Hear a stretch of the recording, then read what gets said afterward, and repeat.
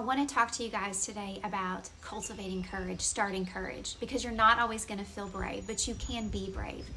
Courage is absolutely less about your feelings and more about your faith. Welcome, I'm Anna, and I help purpose-driven women live with intention right where they are, even when fear shows up.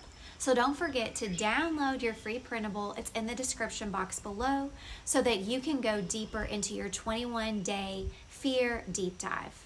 In today's video, we're talking about what it looks like to cultivate courage, even when your fear is loud. You're going to get 3 scriptures to build boldness that lasts. In Galatians 6, verses 9, there's 3 truths that I want to share that you can live out. It says, "Let us not become weary in doing good, for at the proper time we will reap a harvest if we do not give up." Courage is continuing when quitting feels easier. Galatians 6:9 says, "Let us not become weary in doing good, for at the proper time we will reap a harvest if we do not give up." My practical tip for you is that courage doesn't always look like charging forward. It often looks like just not giving up. So today, write down one place that you felt like quitting. Then, instead of pushing through alone, pray, "Lord, renew my strength for the good that you have called me to," and do one small faithful thing in that area.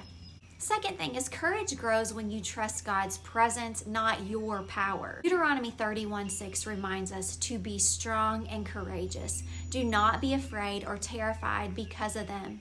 For the Lord your God goes with you. He will never leave you nor forsake you. My practical tip for you is to remember that fear says, "What if I fail?" But faith says, "Even if I do, God won't leave me." So take 5 minutes today to reflect and think about, where have you seen God stay with you in past fear moments? If he was faithful before, he will be faithful again. Thirdly, courage begins with action, even when fear speaks louder, because it does a lot of the time. Matthew 14:29-30 says, "Then Peter went down out of the boat, walked on the water, and came forward towards Jesus. But when he saw the wind, he was afraid, and he began to sink, and he cried out, 'Lord, save me.'" My practical tip for you is that courage doesn't mean fear disappears. It really means that you step anyway. When Peter walked on water, he only began to sink when he focused more on the fear than the faith. So here's your next courageous move when fear rises. Speak this aloud: "Lord, help me to fix my eyes on you, not the waves." And this brings us to tomorrow's topic, which is about insecurity.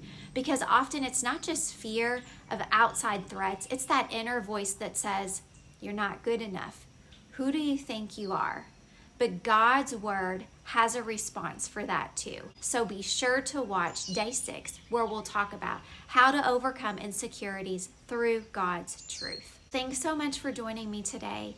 And if this encouraged you, don't forget to like this video with a thumbs up, drop a comment, and let me know what's one courageous step that you're going to take this week.